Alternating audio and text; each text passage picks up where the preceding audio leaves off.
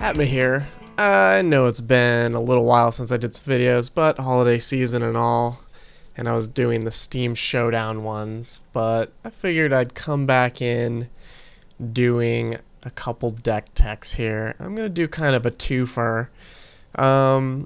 So I made the top 8 barely of the Steam Showdown with my Bant Control deck, which of course I haven't really posted the deck list of, but you can find it on No Goblins Allowed or whatever in the Steam Showdown section. But one of the highest performing decks in that tournament was WoodlandWanderer's energy deck. And I was actually going to show his and the one that I had come up with beforehand, which they're actually quite different. And I'm going to play games with both of them. But we'll take a look at them really quick here. So first of all, they all basically are just trying to make energy and attack. You know, they've got stuff that's really obvious, like Longtusk Cub, Vontaic Brawler. He's splashed black for the potential of getting this out of the graveyard. But his deck is really good. Its top end is pretty big with these planeswalkers, and when I show you mine, you'll notice that it's quite similar in a lot of ways, but pretty different. Mine's faster in a way, but it's not really. Like, his is adequately fast. One of the main differences is I run 3 of these blossoming defenses and he runs 1. His thing has better late game than mine. Mine actually gets stalled out a bit, and he's got these tireless trackers and things like that. I've got more burn than him, as I'll show you, but I'll post both of the deck lists below. But this is WoodlandWanderer's list, and it's in the top 4 of the Steam Showdown right now, so it's actually quite strong. And then just to contrast that right away, the one that I had come up with prior to seeing too many other lists, I actually put stuff like Thriving Grubs in. The reason why is actually because it allows stuff like Longtusk Cub to snowball faster, and similarly I put in these Thriving Rhinos as well. It feels like a more underpowered draft deck type thing compared to WoodlandWanderer's list, and of course Aether Touch Renegade is not aggressive, but it provides so much energy, and this 1 damage actually does matter, and the Fireball for 6 does matter. And the only reason that I can play this really is because I have so many more energy makers than him. Like, his has a much more minor energy theme. It's more just about like playing some good energy creatures early and then planeswalking late. Whereas I have like this Exquisite Firecraft as an extra burn than him, and I actually don't have the Chandra or Nissa that he has. I just top out a little bit lower, mainly at 4, but this Gearhulk is in there at 5, so it's just a little bit lower. And I also have 1 Spontaneous Artist, just because if it lives or whatever, you can haste in some guys, and that's pretty convenient. I don't have the Starship, the Flagship. I probably should, though, because after playing his list a little bit, I've noticed that it's good. He also has more Duskwatch Recruiters, which I think is perfectly fine. I had 3 in this initially, and I just cut it down to 1, because it seems like an effect you want to have access to as a monosync. But this is the last build that I made, probably about 2 months ago. Anyway, I'll play a couple games with each, and just give you kind of an idea of one of the best strategies in the format right now, and you probably know because you've played against it many times. I'll start with WoodlandWanderer's energy deck, though, first. Well, I got a game against the computer, so they don't know how to pilot vehicles. I cut that one out.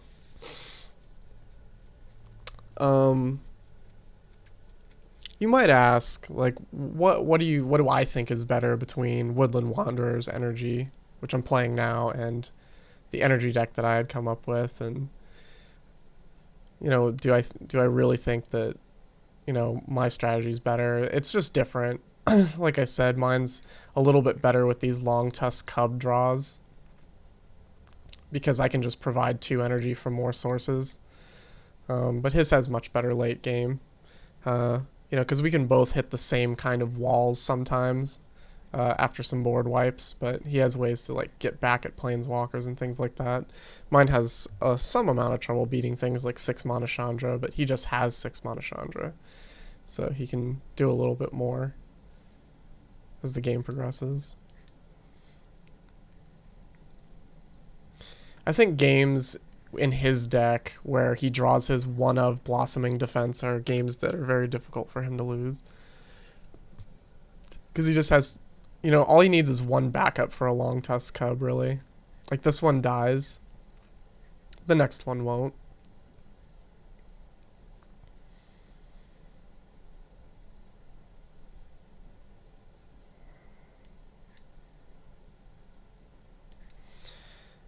Like, obviously here, if he goes for Thermo Alchemist, which doesn't really let me get in, that's troublesome. That's fine, though.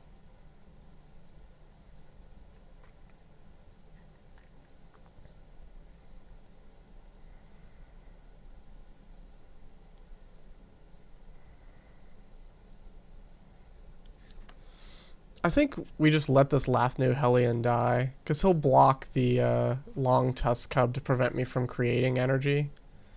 And I'll pump it. And then the Lathnu Hellion will die, but it's okay.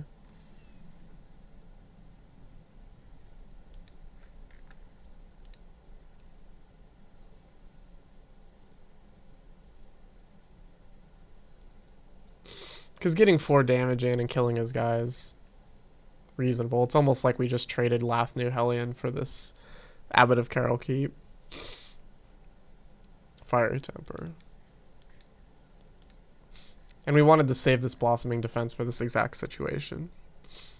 Naturally. Once you get the Longtusk Cub up to about 5, they can't really win.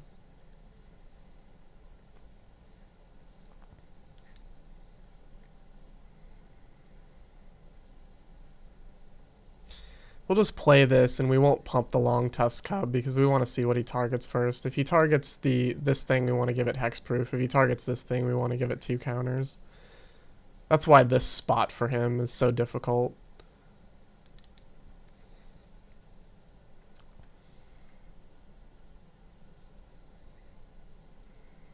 Although that's pretty good because that's just a bunch of blockers. It's not going to help that much, but it'll help some.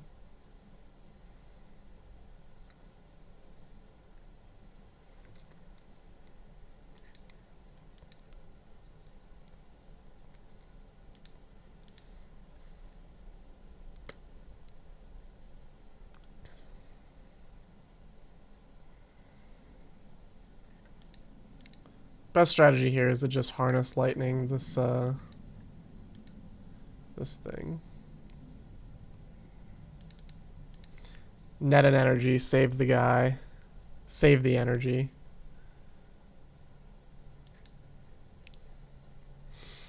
Well, all our cards are on the table, but this is a pretty strong position to be in. We have double hexproof or quadruple counters here. Although he has another set of Thopters, so that's pretty annoying. It's quite good. I think I would actually, well, I guess if we're just gonna get that, that's cool. That gives us protection against everything, essentially.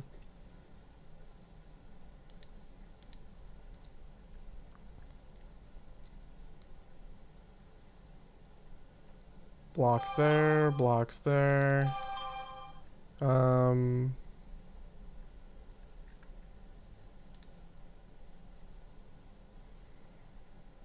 Got nothing.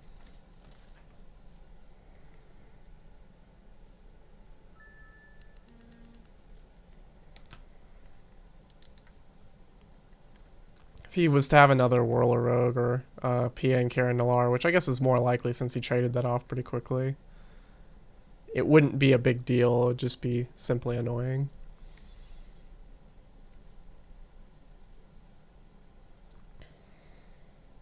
This feels like a win, though, despite his army of chump blockers that he's played.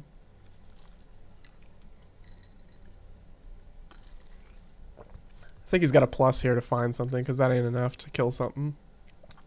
Yep. And he found something he can't cast, and the game is over. Let's swing, because it's fun to swing.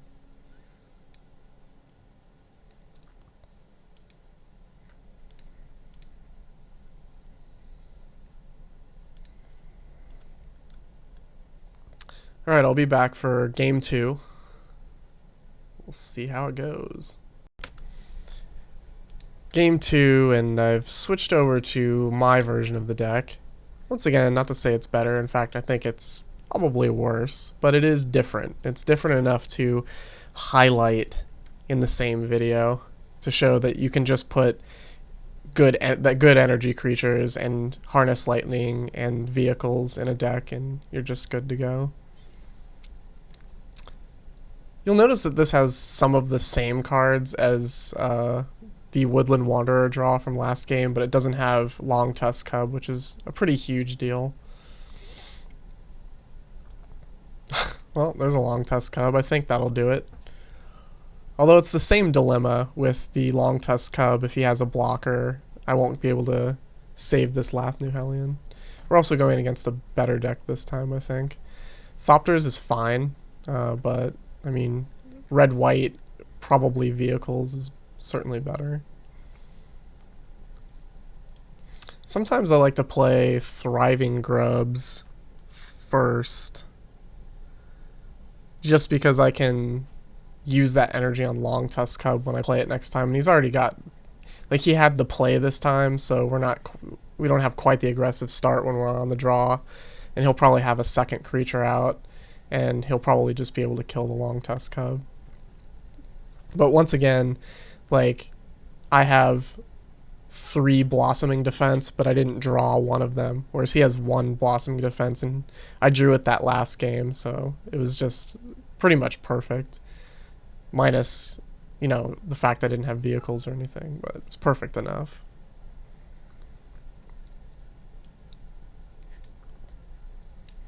I think with this, I want to just Lathnu Hellion, actually, even though Longtusk Cub is so strong. Just because doing 6 seems good.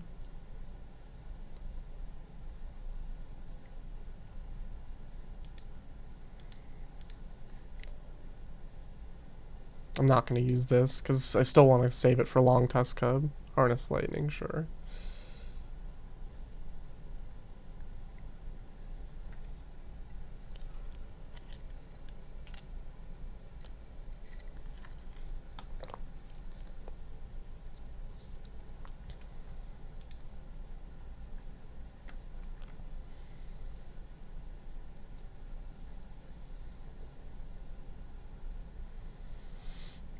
Sure. So we're in a bit of a race here.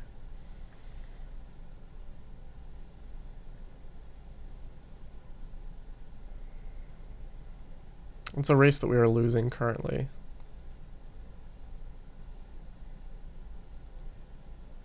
I don't like to block with Lathnu Hellion, it's just too tough. That's pretty good for helping us potentially win this race, though. I think that I would trade this Bristling Hydra for this thing, incidentally.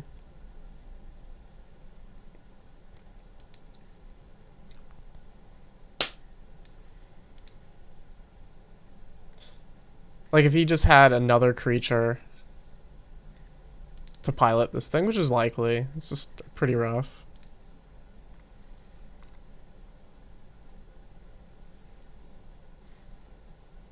Because as it stands, like, okay, so, alright, I can't trade with jack shit.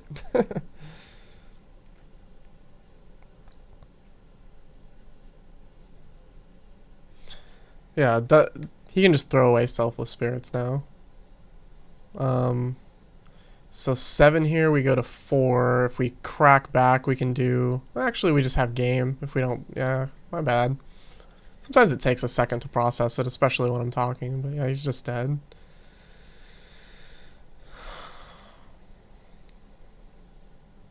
Pretty good draw for our opponent. He needed a play on turn 3, I think, besides Harness Lightning. But he did it. So we just swing for 8, he's totally tapped out, and then Exquisite Firecraft. It's a pretty tight one, but it's hard for even one of the fastest decks like Vehicles to win the race against Energy. Like, Energy is a very good deck. Anyway, I'll come back for game 3 with the other deck. Coming in for game 3, back with Woodland Wanderers, green-red energy deck. Sometimes it's hard in just these random games, like you just pick up 4 games. It's hard to highlight the things that are different about the decks in terms of feel, but not getting much land here. That's all too much land. That's 0 land. I guess so. It's pretty rough, but we'll see what happens. This is no fault of Woodland Wanderer's mono base or anything.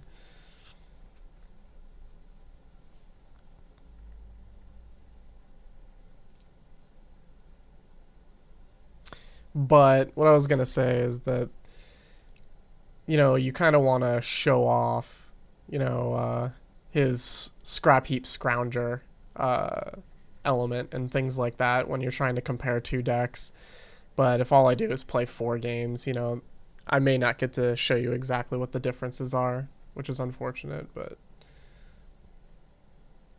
yeah, so this Harness Lightning is just beyond unfair. Like, I just really, really needed this thing to live.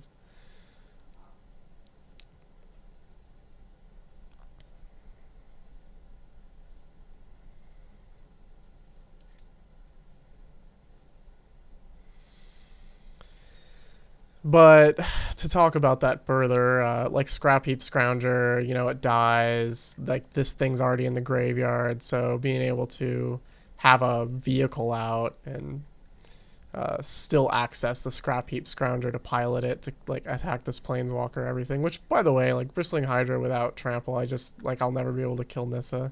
Like, Kill Spell into Planeswalker against a mole to 4 is like, I don't know what I'm supposed to do exactly, but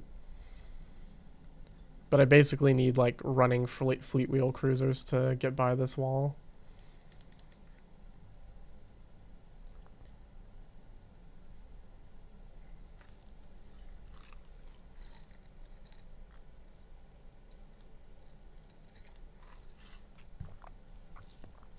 The weird thing about this Nissa is it varies from underwhelming chump block machine to just busted. Rarely ultimate this thing, even though the ultimate is great, because it's pretty hard to like lose a game where you draw 6 or 7 cards and gain 6 or 7 life. Like, so often you'll get in games where you just put counters on things. Well, playing this card was a good way to make this whole situation even worse. Because we're going to attack, and he's going to trade a plant, and then he's going to crack back for 5 or 6 possibly.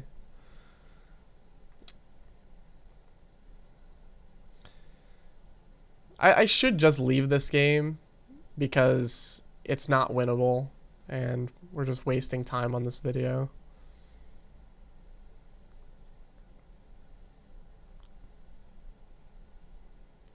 He had the absolute nut draw.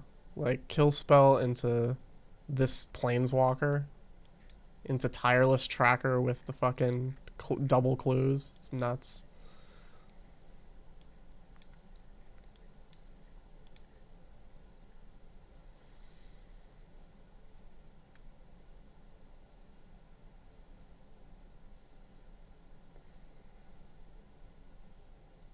I'm going to try and dig out of it, though. Like, this feels like a loss, but the only real problem is how slowly our opponent is playing.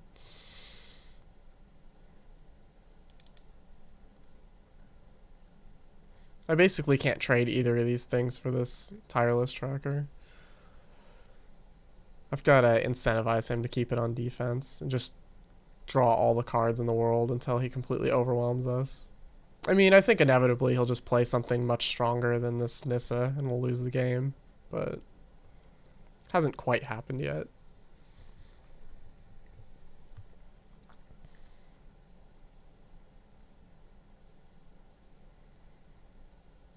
Fleetwheel Cruiser next would be pretty good, as would the Starship. Skysovereign would be pretty excellent.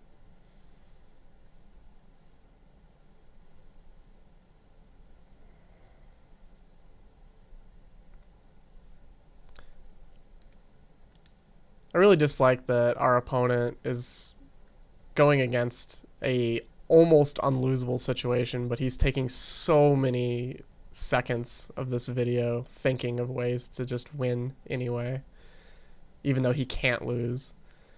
Like, he really can't lose, especially now that he's played this thing. Like, what exactly am I supposed to do? Like, I wish I could talk to him. What am I supposed to do, Lovecraft, exactly? Like, even if I have Starship, I can't kill this.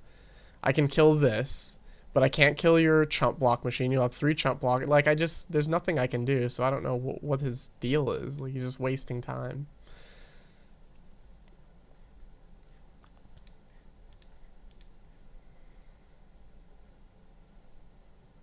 Pause. Come on, man.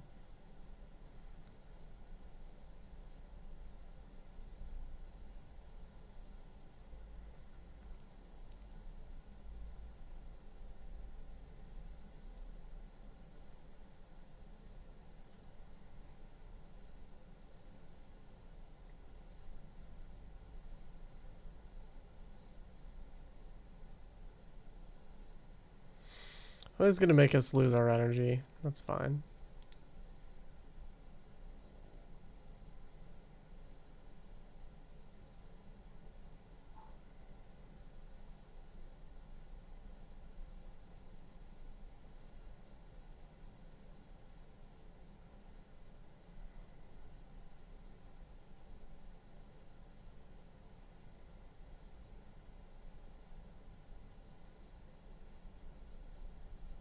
Blossoming Defense.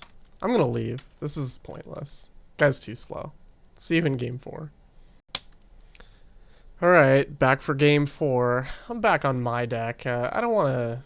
I mean, obviously a mold of 4 against just the absolute 100% stone cold best possible draw for our opponent, who played as slow and methodically as possible. Wasn't exactly the best demonstration of Woodland Wanderer's deck's power, but it is strong. I think keeping this would be greedy, but I'm going to do it because I'm on the play. This Lathnu Hellion needs more energy, so it would be nice to draw energy, but we also need land, so it's a little awkward. But having the Blossoming Defense and Gearhulk is quite strong. So I'll give it a shot. Where's energy? Alright.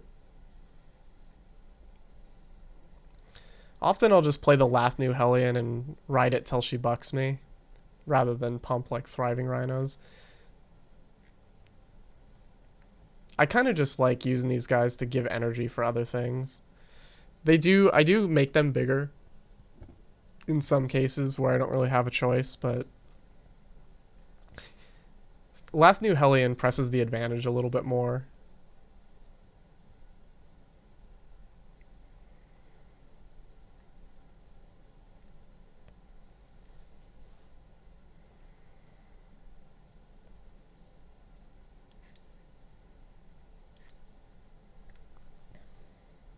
I think we just want to draw running lands now.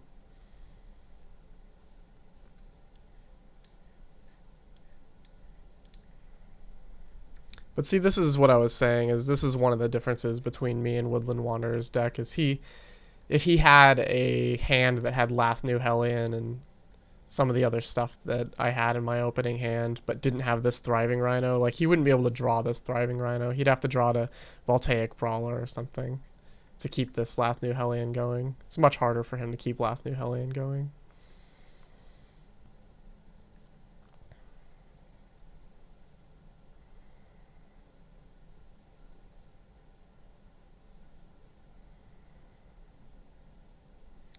Really need to get a land here. Looks like I'm in kind of a race again, which is sort of weird considering he's not really playing the most aggressive creatures like this 1/3. Double Lathnu Hellion, that's not that exciting. I think we play a Thriving Rhino and then try and block with it.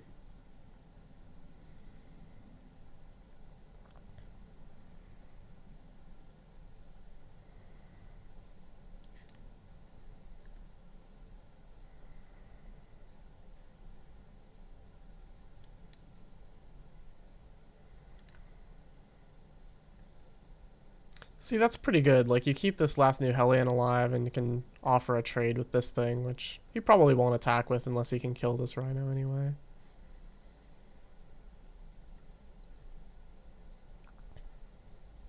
Oh, that's pretty good. So I can no longer trade with that. So that's pretty rough. Ooh. That's saucy.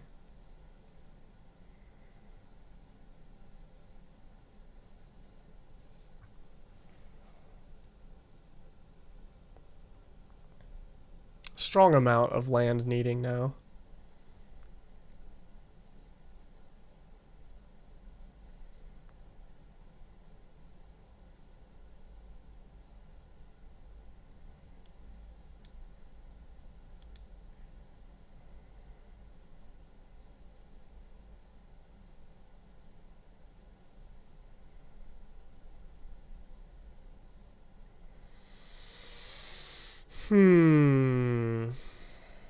It's not a land.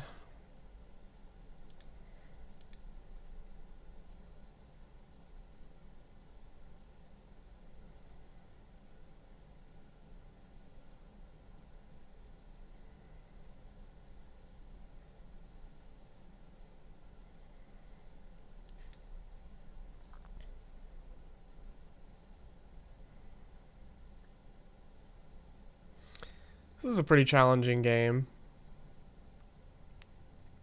Mainly because he's played a metric fuck ton of things, and now he's gaining life.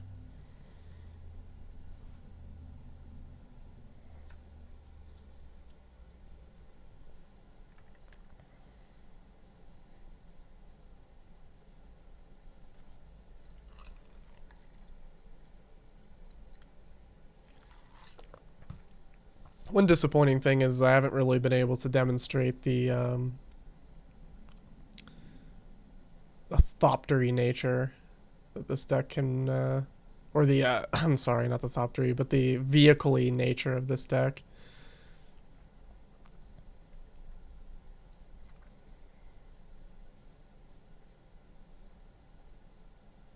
Four, 5, 6, 7, 8, 9, 10, 11, 12. So I have to chump block one of these Thriving Rhinos if he attacks like this. That's very disappointing. 1, 2, 3, 11. So he's got 11 here. It's a 7, 11. Okay, so this is a better block. Makes me have to do something like this.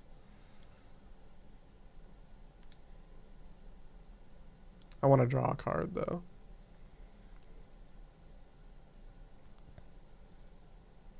I think that we lost because he made this attack. Like, this is a pretty smart attack. He needed 2 blockers here. Lands a little too late and it comes in tapped. Double Blossoming Defense. That's still not enough with this tapped land. That was very bad luck. If we had gotten an untapped land here, and granted it's my fault for running these things, but if we had gotten an untapped land, I could harness lightning one of these things. Well, maybe it's still not enough. Just doesn't seem like it's enough. Yeah, this is it. We lost.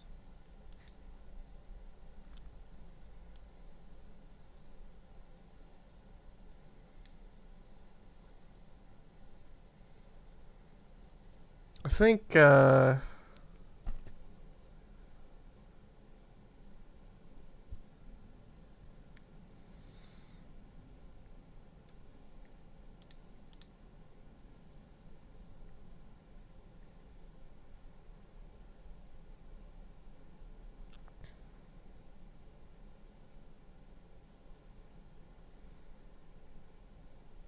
yep, that's it.